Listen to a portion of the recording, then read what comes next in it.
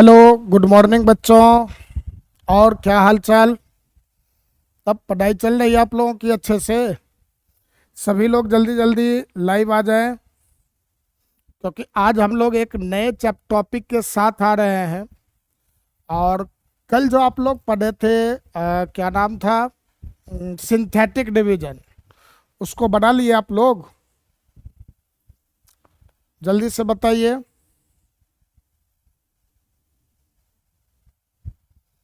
कोई उसमें डाउट भी हुआ था? मयंक बता रहे हैं यस सर बना लिए थे। चलिए, ठीक है, तो आज हम लोग चलते हैं अपने नेक्स्ट टॉपिक के पास। और आज हम लोग नेक्स्ट टॉपिक जो है पढ़ने वाले हैं, ये सम्मिश्र संख्या। अब सम्मिश्र संख्या को पढ़ाने से पहले थोड़ा सा एक बात डिस्कस कर ले रहा हूं कि इसमें जो है हम लोग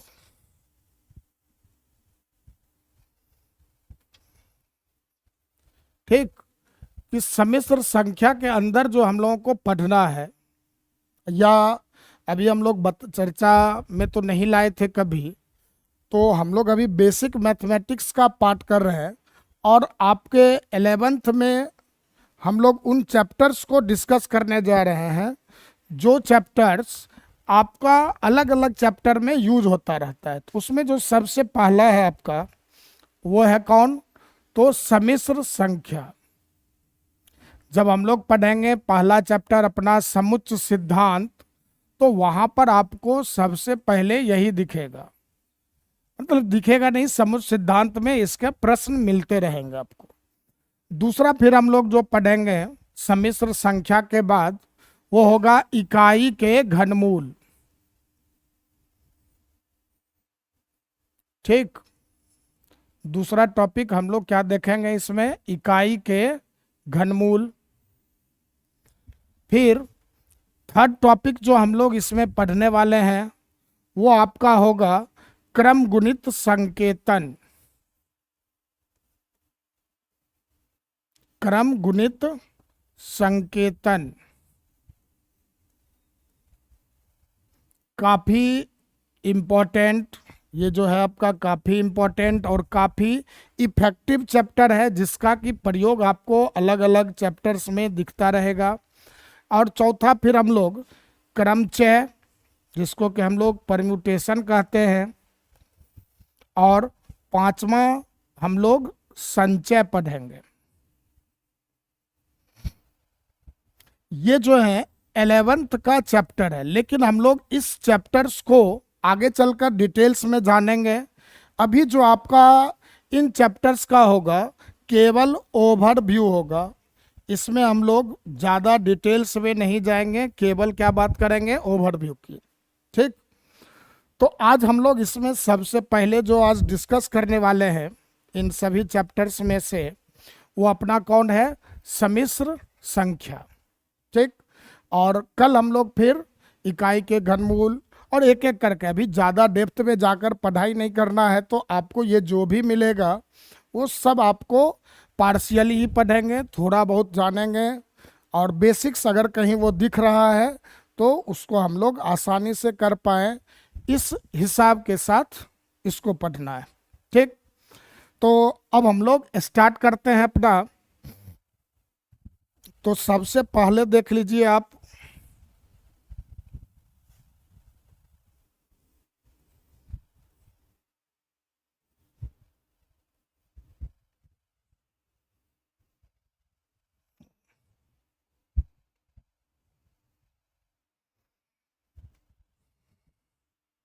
ठीक, काल्पनिक संख्या। अब ये जो काल्पनिक संख्या है, ये आया कहाँ से और किस तरह से लोग जो है इसके बारे में क्यों जानना प्रारंभ किए? तो हम लोग बचपन से एक बात देख रहे हैं, और 10th क्लास में भी आप लोग जब द्विघात बहुपद या द्विघात समीकरण पढ़ रहे होंगे, तो वहाँ आपको जब भी ऋणात्मक संख्या का वर्गमूल निकालना होता था, और याद होगा जब आप डी निकाला करते थे, और डी क्या था आपका? तो बी स्क्वायर माइनस 4ac। तो याद होगा वहाँ क्या कहते थे कि अगर डी लेस देन 0 हो तो मान कैसा मिलता था? अवास्तविक, याद आया? ठीक, कैसा मान प्राप्त होता था? अवास्तविक। तो हम लोग जो है आज इसी बात को डिस्कस करने वाले हैं कि काल्पनिक संख्या का मान कैसे, कि कभी भी अगर हम लोगों को वर्गमूल निगेटिव संख्या मिल जा रहा है, जैसे रूट अंडर -16 या अंडर रूट -9, इस तरह से अगर कभी मिल रहा है तो इसको हम लोग किस प्रकार से निकालेंगे। आज से पहले ये सवाल आपके लिए क्या था कि इस तरह से अगर कभी आ रहा है कि अंडर रूट -16 या अंडर रूट -9, तो वहाँ हम लोग क्या कहा करते थे, इसका वर्गमूल निकाल पाना संभव नहीं होगा। लेकिन अब हम लोग इसके वर्गमूल को निकालना सीखेंगे, किस तरह से इस पर काम हुआ था उसको समझते हैं। सबसे पहले जो है इसके बारे में थोड़ा सा इंट्रो देता हूँ आपको कि क्या सब कैसे लोग जो है इसके बारे में जाने थे। अब जो हम मानव हैं, जितने भी ह्यूमन हैं, इन सब के लिए हमेशा नंबर्स जो रहा है, ये संख्या जो रहा है, हमेशा एक शोध का विषय रहा है। तो इस तरह से जब लोग अलग अलग संख्याओं के बारे में जाने, जिसको कि हम लोग प्राकृत संख्या, पूर्ण संख्या, और फिर आगे चलकर हम लोग उसी को वास्तविक संख्या का नाम दिए। वास्तविक संख्या में भी फिर हम लोग बांटे परिमेय संख्या और अपरिमेय संख्या। तो जब इन सब बातों को लोग जाने, जैसे यहाँ देखिए आप, ये देखिए कि जब हम लोग देखते हैं तो सबसे पहले आपका क्या दिख रहा है आपको, सम्मिश्र संख्या। आप लोग अभी तक केवल यहाँ जान रहे थे वास्तविक संख्या को, और वास्तविक के नीचे आप लोग क्या पढ़े थे, परिमेय और अपरिमेय। ठीक, फिर परिमेय संख्या को हम लोग पूर्णांक और भिन्न के रूप में जानते थे। पूर्णांक में आपका 3 पूर्णांक था, ऋण था और शून्य था और धनात्मक पूर्णांक था। फिर हम लोग भिन्न में साधारण भिन्न और दशमलव भिन्न जानते थे। फिर आप लोग 10th क्लास में पढ़े होंगे शांत दशमलव और अशांत दशमलव। ठीक, फिर अशांत दशमलव हम लोग 2 भागों में बांटा करते थे, एक आवृत्ति और दूसरा अनावृत्ति। तो ये जो टॉपिक रहा है मानव के लिए हमेशा एक इंटरेस्टिंग और शोध का रहा है। तो अभी हम लोग इस पर चर्चा नहीं कर रहे हैं, पहले हम लोग थोड़ा सा समझ लें इन सब बातों को, फिर आगे आएंगे। तो अब जैसे देखिए, सबसे पहले इस बात को जो बताए कि एक कोई काल्पनिक संख्या नाम का भी एक संख्या है, वो बताए थे कौन, कार्डेनो। कार्डेनो, ठीक, बहुत जगह कार्डेनो भी लिखते हैं। तो कार्डेनो एक गणितज्ञ थे, गणितज्ञ ही नहीं, उनका और भी बहुत सारा है योगदान सोशल लाइफ में भी।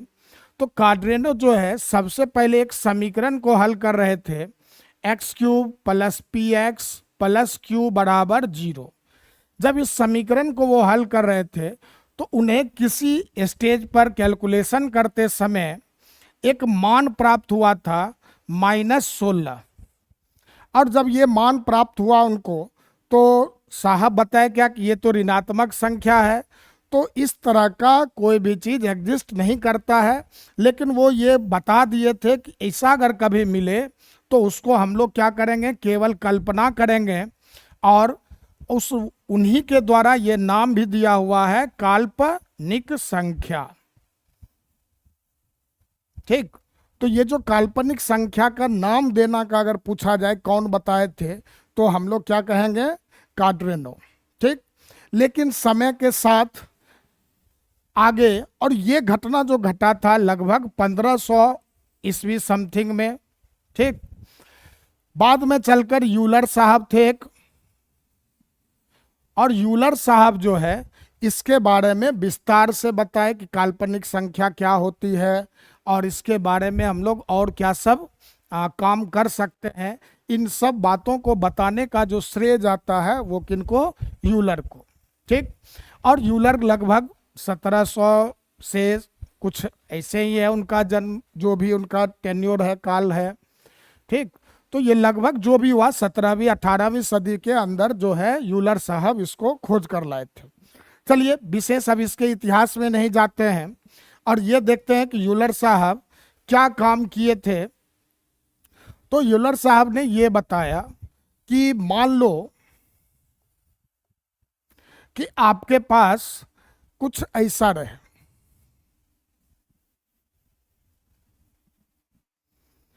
कि मान लीजिए रूट अंडर -4 है, ठीक, ये भी ऋणात्मक। रूट अंडर -9 है, यह भी ऋणात्मक। अंडर रूट -16 है, ये भी ऋणात्मक। अंडर रूट -25 है।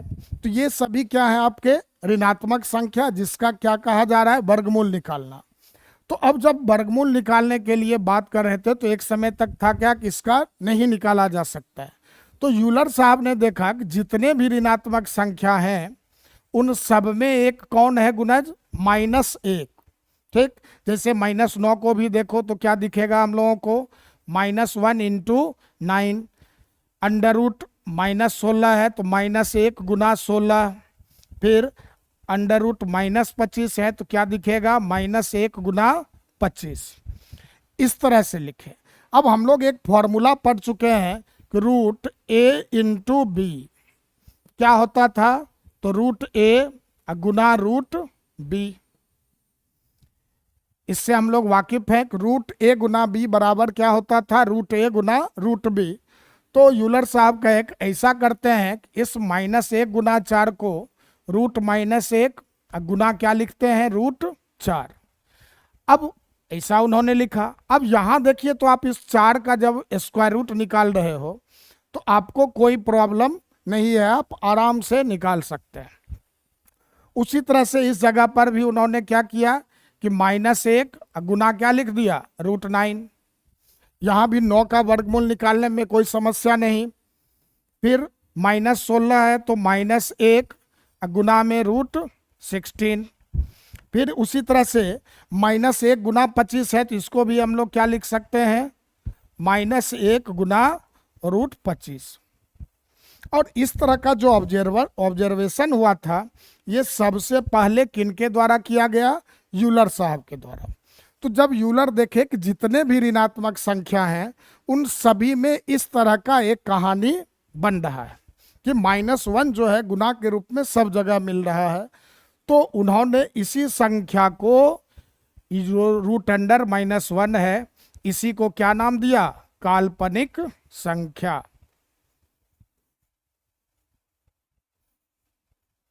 समझ गए। तो ये जो था आपका जितना भी रूट -1 था इस सब को क्या नाम दिया गया, काल्पनिक संख्या। तो आज हम लोग इसी के बारे में जानेंगे। अब देखिए क्या हुआ फिर कहानी। जब यूलर साहब इस संख्या को लेकर आगे बढ़े तो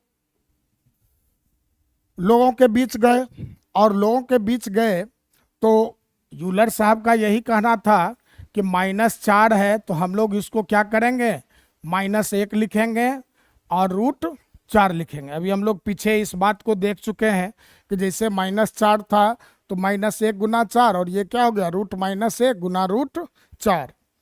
तो जब यूलर साहब इस बात को लेकर गए और उन्होंने इस संख्या को क्या नाम दिया, काल्पनिक संख्या, और किससे सूचित किया, आई से। तो यहाँ पर आ गया आपका आई और रूट 4 का वैल्यू क्या होगा, 2, ठीक। तो ये वैल्यू क्या निकल कर आया, 2i। तो जब ये दुनिया को बताने के लिए चले यूलर साहब कि ऐसा होगा कुछ, तो बाद में उनसे कोई लोग पूछे कि यूलर साहब तो ये फिर कहानी कुछ ऐसा ही होगा, मान लीजिए रूट -4 है और रूट -9 है, और आप जो यहाँ इसको तोड़े हो इस फॉर्मूला के ही आधार पर तोड़े कि रूट A × रूट B बराबर क्या होता है, तो रूट अंडर A × B होता है। तो हम लोग जैसे रूट -4 है और रूट -9 है तो इसको तो हम लोग यह भी लिख सकते हैं कि -4 गुना -9। अब इन दोनों संख्याओं को जब आप गुना करते हो तो -4 और -9 का गुना कितना हो जाएगा, 36, और 36 का वर्गमूल निकालें तो क्या मिलेगा, 6 मतलब 6 आएगा। तो यूलर साहब बोले जी बिल्कुल सही बात है, ऐसा ही हम सोचे हैं। लेकिन अब देखिए फिर उस सज्जन ने बताया कि ये जो √-4 है, आप इसको कह रहे हो कि √-1 गुना √4 भी लिख सकते हैं, तो दोनों स्थिति में ये रिजल्ट सेम देना चाहिए। तो यूलर बोला जी होना तो यही चाहिए। तो लेकिन देखिए क्या हुआ फिर, -4 गुना में √-9। अब -4 को हम लोग लिख सकते थे -1 गुना 4, और √-9 को लिख सकते थे √-1 गुना 9। अब ये जो आपका आ गया, फिर इसी को -1 गुना क्या बोला गया, √4, और -1 गुना 9 को तो √-1 गुना √9। अब देखो हम लोग जानते हैं कि जब √2 और √2 गुना होता है तो उसका रूट क्या होता है, खत्म हो जाता है। तो यहाँ √-1 और √-1 से आपको क्या मिला, -1, और 4 का वर्गमूल क्या आएगा, 2, और 9 का वर्गमूल 3। तो यहाँ पर आप देखें तो आंसर क्या निकल कर आ रहा है, -6, जबकि इस जगह पर आप क्या देख रहे हो, +6। तो बोला कि दोनों संख्या तो सेम ही थे, तो ये आंसर में डिफरेंस क्यों हुआ। अब ये यूलर जब इस तरह से देखे चीज़ों को तो काफ़ी परेशान रहने लगे, लेकिन बाद में वो एक चीज़ नोटिस किए कि ऐसा प्रॉब्लम इसलिए आ रहा है कि ये जो फॉर्मूला लिख रखा है आपका, ठीक, ये फॉर्मूला ही क्या है, गलत लिखा हुआ है कि √a गुना, गलत नहीं है, फॉर्मूला सही है, मतलब इसका जो वर्णन किया गया है वो गलत है। तो यूलर साहब ने इसमें एक बात बताया कि √a गुना √b को हम लोग √a गुना b तभी कह सकते हैं जब a और b में से कम एक क्या हो, कम से कम एक और ऋणात्मक हो। अब और ऋणात्मक कहने का मतलब कि दोनों निगेटिव नहीं होना चाहिए, और ऋणात्मक बोले तो ऋणात्मक को छोड़कर, निगेटिव वैल्यू को छोड़कर, ठीक, मतलब कम से कम एक आपका क्या होना चाहिए, नॉन निगेटिव। और जब इस बात को यूलर साहब एक्सप्लेन किए तो फिर उस तरह के समस्याओं को दूर किया गया, और फिर हम लोग आराम से इस बात को समझ पाए, और तब हम लोग काल्पनिक संख्या के बारे में जानना प्रारंभ किए। तो यहाँ हमेशा याद रखना है कि √a गुना √b बराबर √a गुना b तभी लिख सकते हैं जब a और b में से कम कोई एक ही क्या हो, निगेटिव हो। अगर दोनों निगेटिव हो गया तो इस तरह से लिखना क्या होगा, गलत होगा। अब इसको हम लोग कुछ एग्जाम्पल से समझते हैं, ठीक। अब जैसे मान लीजिए लिखा गया √4 गुना √-9। एक दूसरा बात समझिए फिर कि √अंडर या √-4 इंटू √9। तीसरा समझिए फिर √4 गुना √9। और चौथा बात √-4 गुना √-9। अब अभी हम लोग क्या देख रहे हैं कि √a गुना √b के रूप में दिख रहा है, और उसको हम लोग क्या लिख सकते हैं, तो √a इंटू b। अब यहाँ पर आपको इस तरह से 4 नंबर्स लिख रखे हैं। अब आपको जवाब देना है कि कहाँ पर आप डायरेक्ट इन दोनों नंबर्स को गुना कर सकते हो और कहाँ पर डायरेक्ट नहीं कर सकते हो। जल्दी से कमेंट करके बताएं तो आप लोग तेजी से, कहाँ पर आप 1 2 3 4 ये क्वेश्चन नंबर मैंने दे रखा है ताकि आप इजीली बोल पाओ कि सर 1 में डायरेक्ट गुना करेंगे, 2 में डायरेक्ट करेंगे या नहीं करेंगे। जल्दी से बताए तो आप लोग।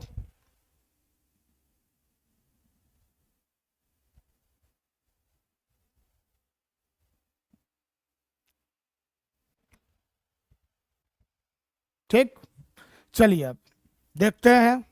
कोई बात नहीं, ध्यान से समझिए कि यहाँ √a गुना √b लिख रखा है, तो बराबर क्या होगा, √a गुना b। अब ये कब होगा, इसको एक सिंपल से समझते हैं, एक डेली लाइफ के एग्जाम्पल से आपको बता रहा हूँ। जैसे मान लो आपके पास या हमारे पास भी कितने किडनी है, 2 है, ठीक। अब दोनों किडनी अगर काम कर रहा है, सही है, तो हम लोगों को कोई तकलीफ होने वाली नहीं है। लेकिन अगर कोई एक भी खराब है किडनी, तब भी कोई तकलीफ नहीं होगी। लेकिन अगर दोनों किडनी खराब हो जाएंगे तब क्या होगी, तकलीफ होगी, और हम लोगों को आगे इलाज करवाना पड़ेगा, डायलिसिस पर चले जाएंगे।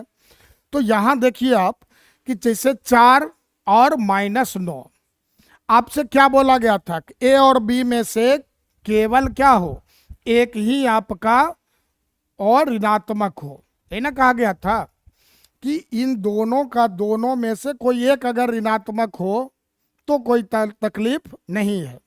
तो 4 और -9, यहाँ पर हम लोग इसको डायरेक्ट गुना कर सकते हैं। 4 गुना क्या लिखते, -9, और ये आपका क्या मिलता, √-36।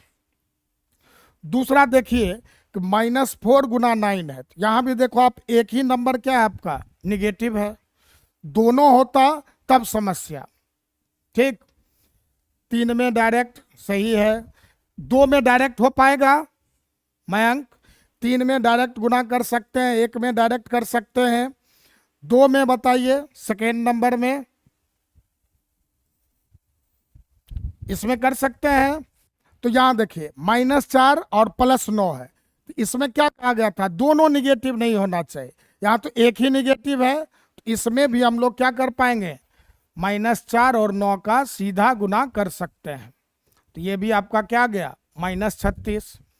फिर आइए अब इस जगह देखिए, आपसे क्या कहा गया था कि दोनों में से कोई एक ही सेकेंड में, नहीं मैं सेकेंड में जो है डायरेक्ट गुना होगा। यहाँ आप देखिए, आपसे क्या बोल रहा हूँ कि अपने पास 2 किडनी है, अगर एक खराब है, जैसे माइनस को आप खराब मान लें, एक खराब है और दूसरा अगर काम कर रहा है सही से, तो कोई तकलीफ नहीं होगी। तो यहाँ निगेटिव अगर एक ही है तब तो हम लोग सीधा गुना कर पाएंगे, और अगर दोनों निगेटिव है, जैसे चौथे नंबर में देखते हैं हम लोग, यहाँ दोनों का दोनों क्या है, निगेटिव, तो इसको इस तरह से लिखना सही नहीं होगा कि -4 गुना -9, ठीक। यहाँ पर ये पॉसिबल नहीं है, जबकि फर्स्ट नंबर में, सेकेंड में और थर्ड में, अब थर्ड में देखिए अपना दोनों किडनी सही है, मतलब दोनों पॉजिटिव है, तो गुना करने में कोई समस्या नहीं है, यहाँ सीधा गुना हो जाएगा, ठीक। तो इसको ध्यान में रखना है, ठीक। 4 में डायरेक्ट नहीं होगा, इसलिए नहीं होगा कि 4 में क्या कहा गया आपसे, जैसे निगेटिव का मतलब आप सीधा समझें कि ए और बी में से क्या बोल रहे हैं हम लोग, कम से कम एक जो है निगेटिव ना हो, ठीक। यहाँ देखिए दोनों का दोनों निगेटिव है, तो दोनों का दोनों निगेटिव है, तब आप इस तरह से नहीं लिख पाओगे। बात समझ में आ गया, ठीक। तो यहाँ हमेशा ध्यान रखना है कि √a गुना √b बराबर √a गुना b तभी संभव है जब ये दोनों का दोनों क्या हो, या तो पॉजिटिव हो या उन दोनों में कोई एक ही निगेटिव हो। अगर दोनों निगेटिव है तो आप इस तरह से गुना नहीं कर सकते हैं सीधा, ठीक। चलिए अब आगे बढ़ते हैं हम लोग। अब आते हैं हम लोग अपने मेन टॉपिक काल्पनिक संख्या पर, ठीक। तो काल्पनिक संख्या क्या कहा गया कि ये जो √1 था, अभी हम लोग चर्चा में लाए कि √1, तो इस √1 को ही क्या कहते हैं हम लोग, काल्पनिक संख्या। और इसे किससे सूचित किया गया, आई से, ठीक। किससे सूचित किया गया, आई से। और आई जो है ये निकला कहाँ से, एक शब्द होता है, शब्द नहीं, आयोटा। और आयोटा जो है आपका क्या है, एक ग्रीक अक्षर। जैसे हम लोग देखते हैं ना alpha, beta, gamma, delta, theta, तो वो सभी क्या है आपके ग्रीक अक्षर हैं। तो ग्रीक अक्षर ही एक कौन था आपका, आयोटा। और आयोटा का पहला अक्षर क्या, आई। और इमेजनरी नंबर में भी देखें तो फर्स्ट लेटर कौन है इमेजनरी नंबर का, आई। तो इसलिए यूलर साहब ने इसका क्या नाम दिया, आई। और आई को हम लोग एक और भी नाम देते हैं, आप लोग सुनोगे कि आयोटा कह के भी लोग बताते हैं। तो आई कभी भी अगर दिखे कहीं पर, तो आई का मतलब हम लोग सीधा दिमाग में क्या लाएंगे, √अंडर या √-1। ये बात समझ में आ गया। तो आई का मतलब क्या लाना है, √-1। अब दूसरा एक बात और समझ लो कि कभी कभी हम लोग देखते हैं बहुत जगहों पर यह भी लिखा मिलता है कि ऋणात्मक संख्याओं के वर्गमूल को क्या कहा गया है, काल्पनिक संख्या। ठीक, एक ये भी पॉइंट होता है, लेकिन केवल ऋणात्मक संख्याओं के वर्गमूल है। एक्चुअल में जो आयोटा है वह कौन है, आपका √-1। ठीक, लेकिन बहुत सारे जगहों पर हम लोगों को ये लिखा हुआ मिलता है कि ऋणात्मक संख्या के वर्गमूल को हम लोग क्या बोलेंगे, काल्पनिक कहते हैं। समझ गए। अब हम लोग आगे सीखेंगे कि इस i का मान कैसे निकाला जाए। सपोज करो, अब समझना, जैसे क्या हुआ कि आपको क्या मिला कि i का बारे में पता चल गया कि i जो है आपका क्या है, √-1 या √1। ठीक, तो अब हम लोग जैसे कोई संख्या जानते हैं 2, तो इच्छा होता है कि 2 का पावर 1 क्या होगा, 2 होगा, 2 का पावर 2 क्या होगा, 4 होगा, 2 का पावर 3 क्या होगा, तो 8 होगा। और इस तरह से हम लोग उसके विभिन्न मान को पता करना चाहते हैं। तो जब i के बारे में जाने तो हम लोग को ये भी आया कि i के पावर 1 का मान क्या होगा, i पे पावर 2 का मान क्या होगा, i के पावर 3 का वैल्यू क्या होगा, i के पावर 4 का वैल्यू क्या होगा। या जनरल बात कहें हम लोग कि i का पावर 10 है या i का पावर 37 है, इस तरह से वैल्यू क्या निकलेगा। ठीक, तो अब हम लोग सीखेंगे कि i का अगर पावर विभिन्न है, अलग अलग घात, तो उसका मान क्या होगा। तो सबसे पहले देखो, अभी भी हम लोग देख रहे हैं कि 2 का पावर 1 था, तो 2 के पावर 1 को हम लोग क्या लिखे, 2। उसी तरह से i का पावर 1 है तो इसको हम लोग क्या लिखेंगे, 1 लिखेंगे। अब i², तो i² का मतलब क्या हो गया, √-1 का होल स्क्वायर। अब ये जो स्क्वायर है इस स्क्वायर रूट को क्या करेगा, खत्म करेगा, तो बचेगा कितना, -1। i³ है तो i³ को अगर i² गुना i लिखते हैं, तो हम लोग पढ़े थे कि अगर आधार समान हो तो इनके पावर को क्या करते हैं, जोड़ देते हैं। जैसे यहाँ कुछ नहीं, पावर तो 1 है, तो इनके पावर को जोड़ेंगे तो 3 मिलेगा, 2 + 1। तो अब i² का वैल्यू कितना हो गया, -1, और इंटू i के पावर 1 का वैल्यू i, तो आपको ये वैल्यू क्या मिला, -1 गुना i -i। सेम उसी तरह से i पे पावर 4 का वैल्यू अगर निकालना हो तो इसको हम लोग i² का स्क्वायर भी लिख सकते थे, और i² का स्क्वायर मतलब i² मतलब -1, और -1 का स्क्वायर क्या होगा, +1। तो इस तरह से हम लोग i के पावर 1, i के पावर 2, i पावर 3, i पे पावर 4 का वैल्यू सीखे। नेक्स्ट अब देखो,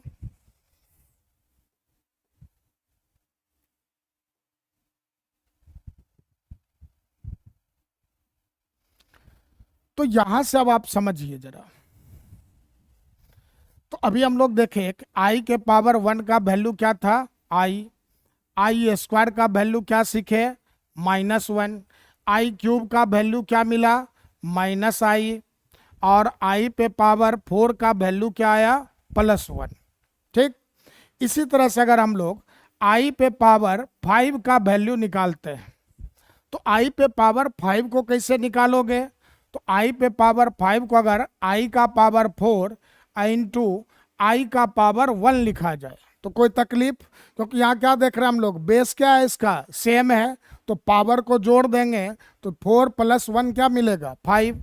अब ये जो i का पावर 4 है या कितना होगा आपका, 1 इंटू i, तो 1 इंटू i आपका क्या आ गया, i आ गया।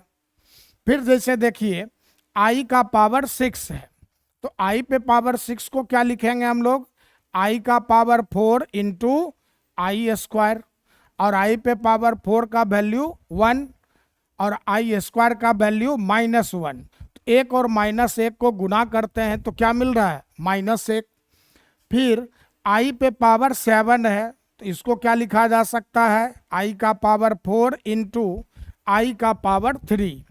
अब i पे पावर 4 का वैल्यू हम लोग यहाँ देख रहे हैं कितना आ रहा है, +1, तो ये आपका 1 आ गया, और i³ का वैल्यू यहाँ देखो हम लोग पीछे निकाले थे तो क्या मिला था, माइनस आई।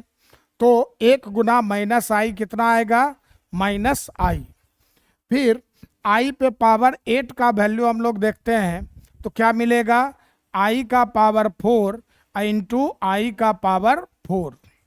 अब आई पे पावर 4 भी आपका 1 होगा और आई पे पावर 4 का भी वैल्यू 1 होगा। 1 गुना 1 1 आ गया।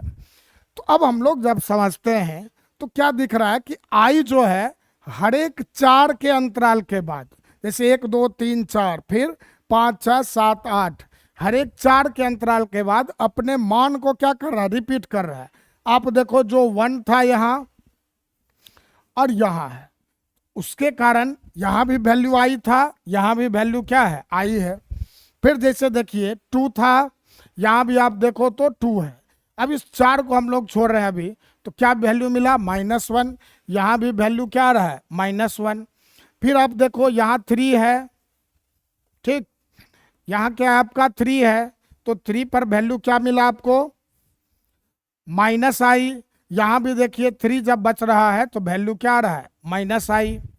उसी तरह से यहाँ 4 और यहाँ 8 है, तो यहाँ जगह इस जगह पर भी रिजल्ट +1 और यहाँ पर भी रिजल्ट +1। तो इससे एक बात हम लोग समझते हैं कि आई जो है अपने प्रत्येक 4 के अंतराल पर अपने मानों को क्या कर रहा है, दोहरा रहा है। तो इसको आगे अब वैल्यू निकालने के लिए, जैसे यहाँ पर देखिए आई का पावर 1 आई है, ठीक, इन सब बातों को हम लोग डिस्कस कर ही चुके हैं। फिर आई स्क्वायर का वैल्यू -1, आई क्यूब का वैल्यू -आई, आई पे पावर 4 का वैल्यू +1, ठीक। उसी तरह से आई पे पावर 5 का वैल्यू आई पे पावर 6 का वैल्यू -1, आई पे पावर 7 का वैल्यू आई पावर 8 का वैल्यू +1। तो आगे ये कहा गया ये जो आई पे पावर 4n, अगर आई का घात क्या रहे आपको 4 के गुणज के रूप में रहे तो आप उसको क्या लिख सकते हैं, तो जैसे आई पे पावर 4n है अगर, तो इसका वैल्यू क्या होगा, 1 होगा। आई का पावर अगर 4n + 1 के रूप में है, कि घात का अगर रूप 4n + 1 है तो वहाँ पर वैल्यू क्या होगा, आई होगा। आई का घात अगर 4n + 2 के रूप में है तो वहाँ पर मान कितना आएगा, -1। और आई का घात अगर 4n + 3 है तो वहाँ पर मान आपको क्या मिलेगा, -i। तो हमेशा याद रखें कि आपको आई के घात का मान निकालने के लिए, और घात कैसा, तो धन पूर्णांक घात, तो धन पूर्णांक घात का मान निकालने के लिए आप इसको याद रखें।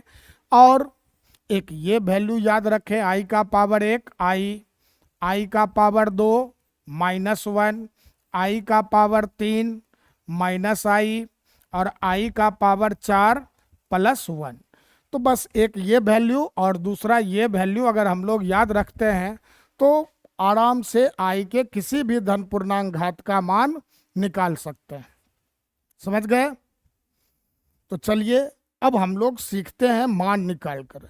लेकिन चलिए यहाँ भी अब थोड़ा कन्फ्यूजन होता है हम लोगों को, तो उसके लिए अब आपको एक और सरल उपाय बता दे रहे हैं कि कभी भी आपको आई के पावर में कोई भी संख्या दे रखा हो, ठीक, और जैसे मान लें आई का पावर हम लोग सीधा बात क्या कह दिए, n, तो आई के घात में कोई भी संख्या अगर दे रखा हो और उसका मान निकालना रहे तो आप क्या करें, इस n में या उसके पावर में किससे भाग दे दें, 4 से, ठीक। यहाँ देखो आई का पावर n का मान निकालने के लिए n में किससे भाग दीजिए, 4 से, और शेषफल प्राप्त कर लीजिए। अब भाग देकर शेषफल कैसे प्राप्त करते हैं ये हम लोग आराम से समझ सकते हैं।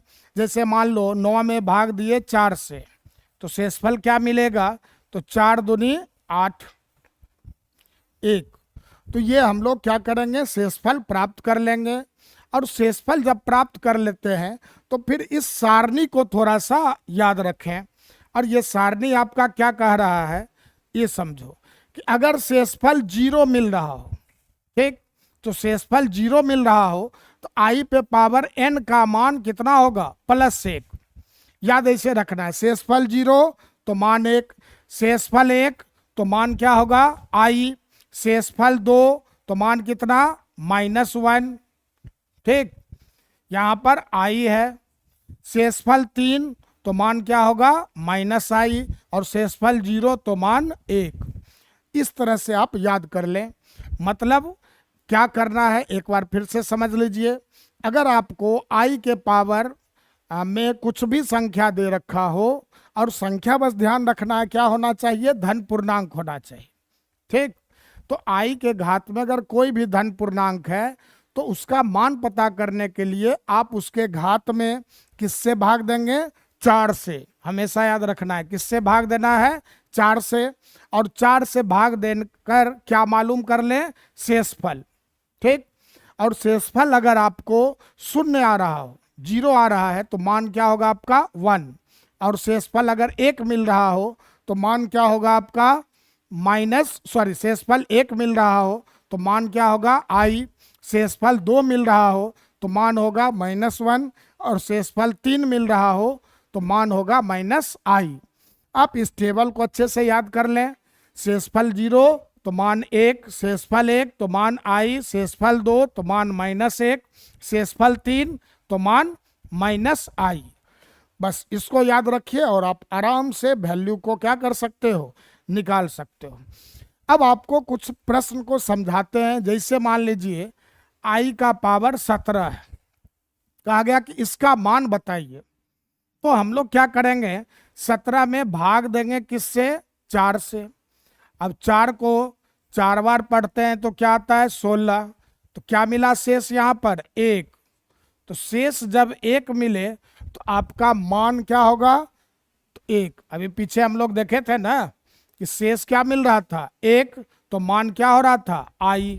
ठीक, तो यहाँ पर आपका क्या हो गया कि शेष जब 1 मिलेगा तो मान कितना हो जाएगा i। ठीक, फिर जैसे देखिए i का पावर 26 कहा गया, तो 26 है तो 26 में आप 4 से भाग दोगे। तो 26 में 4 से भाग देते हैं तो 4 छके 24। क्या मिला शेष 2, और शेष 2 मिलता था तो मान क्या कहा गया, शेषफल 2 पर मान क्या कहा -1। शेष 2 मिले तो मान कितना होगा -1। ठीक, फिर जैसे देखिए i का पावर 75 75। ठीक है, तो i का पावर 75 कहा तो आप 75 में भाग दोगे किससे, 4 से। एक बार में किए तो 4 आया नीचे, यहाँ फिर 5, 4 अठे 32। कितना मिल गया शेष 3। तो शेष मिला 3 तो मान क्या होगा आपका -i। समझ रहे हैं, समझ में आ रहा है सभी लोगों को। चलिए नेक्स्ट देखिए, अगर i का पावर बात करते हैं 36, i का पावर 36। अब 36 में आप भाग देते हो 4 से तो पूरा पूरा कटेगा, क्योंकि हम लोग टेबल देख रहे हैं 4 के टेबल में 36 मिलता है, तो ये पूरा पूरा कटेगा। जब पूरा पूरा कटे तो मान क्या हो जाएगा आपका 1 हो जाएगा। और इस तरह से हम लोग क्या करते हैं, आसानी से i के धन पूर्णांक घात का मान बता पाते हैं। अब सब लोग जल्दी से आप लोग पेपर पेन लीजिए और कुछ क्वेश्चन का आंसर जल्दी से बताकर दिखाइए। तो i का पावर 12, i का पावर 15, i का पावर 22, i का पावर 13, i का पावर 47 और i का पावर 52। चलिए इन प्रश्नों का जल्दी से उत्तर बताएं तो सभी लोग।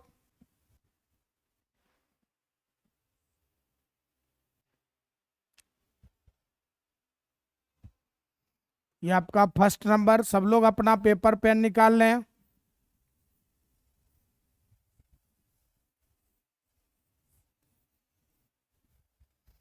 चलिए क्वेश्चन नंबर 1 क्या है आंसर, जल्दी से कमेंट कीजिए।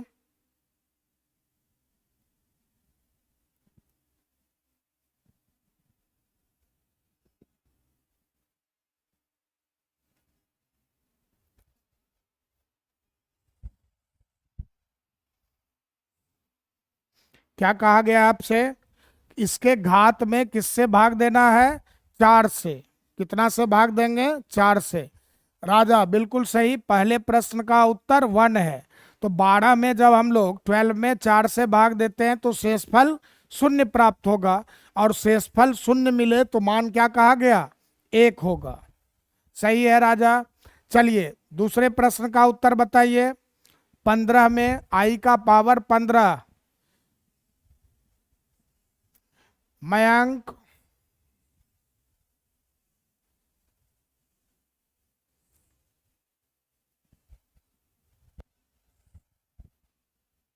क्या करना? इस पावर में, घात में भाग देना है कितना से? 4 से। और 4 से भाग दीजिए, और याद रखिए इधर शेष और इधर आई पे पावर n का मान। दूसरे का राजा कितना जवाब दे रहे हैं? आई या 1? आई बता रहे हैं। नहीं, थोड़ा एक बार फिर से कीजिए। शेष 0 मिले तो मान होगा 1, शेष 1 मिले तो मान होगा आई, शेष 2 मिले तो मान होगा -1, और शेष 3 मिले तो मान होगा -i। हमेशा याद रखो, जब कभी भी हम लोग किसी भी संख्या में 4 से भाग देंगे तो शेषफल क्या मिलेगा? 0 1 2 3। इसके अलावा नहीं, शेषफल मैंक 3 प्राप्त हो रहा है। यहाँ ध्यान दो, शेषफल जब 3 मिले तो मान क्या कहा गया है? -i। 15 में जब 4 से भाग देंगे तो शेषफल 3 मिलेगा, और शेषफल 3 मिले तो मान आपको बताना है। तो मान क्या कहेंगे हम लोग? -i। तो दूसरे प्रश्न का उत्तर क्या होगा? -i। चलिए तीसरे का आप देखते हैं हम लोग। तीसरे में क्या है आपका? 22। ठीक, तो 22 में 4 से भाग दीजिए तो कितना शेष आएगा? तो 5 चौके 20। कितना बच गया? 2। अब शेष 2 बचे तो मान क्या होगा? शेष 2 बचे तो मान -1। ठीक, शेष 2 बचने पर मान कितना होता है? -1। फिर आप लोग आगे बढ़िए। आई का पावर 13, 13 में 4 से भाग देते हैं, क्या बच रहा है शेष? 13 में 4 से भाग देंगे तो क्या बचेगा शेष? तो 3 चौके 12, शेष क्या मिलेगा? 1, और शेषफल 1 मिला तो मान कितना होगा? आई। ठीक, राजा किस प्रश्न का उत्तर -1 बता रहे थे? तीसरे का। चलिए सही है, तीसरे का सही है, मयंक का भी -1 सही है। चौथे का मान 13 में जब 4 से भाग देते हैं हम लोग तो शेषफल 1 प्राप्त हो रहा है, और शेषफल 1 मिले तो मान क्या कहा गया है? आई। तो इसका उत्तर क्या होगा? आई होगा। फिर आइए 5वें नंबर प्रश्न में 47, 47। 47 में आप 4 से भाग देते हो तो 11 चौके 44। तो 47 है, 44 है, शेष क्या मिलेगा? 3, और शेष 3 मिले तो शेषफल 3, तो मान क्या कहा गया है? -i। 3 शेष मिले तो मान कितना? -i। ठीक, चलिए आगे अब बढ़िए। 52, हाँ सही है राजा, -i। अब देखिए यहाँ 52, 52 है तो 13 चौके 52 पढ़े ना हम लोग। तो 52 आपका क्या हो गया? तो 52 में 4 से पूरा पूरा भाग लग रहा है, तो पूरा पूरा भाग लगेगा तो शेष क्या बचेगा उस समय? 0, और शेष 0 बचे तो मान क्या होगा? 1 होगा। तो अब ये हम लोग समझ कर चलें कि आई के घात का मान निकालना आ गया हम लोगों को। ठीक, अब आप लोग जो है, अब आज का क्लास हम लोग यहीं पर अपना बंद करते हैं, और आप लोग अब ध्यान रखेंगे कि आपको अभी मैं डीपीपी भेज रहा हूं। तो 1 2 तो आप लोग कर चुके हो, डीपीपी 3। डीपीपी का मतलब होता है डेली प्रैक्टिस प्रॉब्लम, कि आपको खुद से करने के लिए कुछ प्रॉब्लम दिए जाएंगे, आप लोग जो है उसको बनाइएगा, और इस डीपीपी का आंसर भी साथ ही साथ भेजा जाएगा। तो आप जो है उसका करके चेक कर लेंगे कौन बन रहा है कौन नहीं बन रहा है, और अगर कोई डाउट होगी तो आप लोग पूछना है फिर अगले दिन। ठीक है, तो चलिए तब तक के लिए बाय बाय, राम सलाम। और फिर हम लोग अगले दिन मिलते हैं, आप लोग इसका कर लेंगे। Thank you for listening me.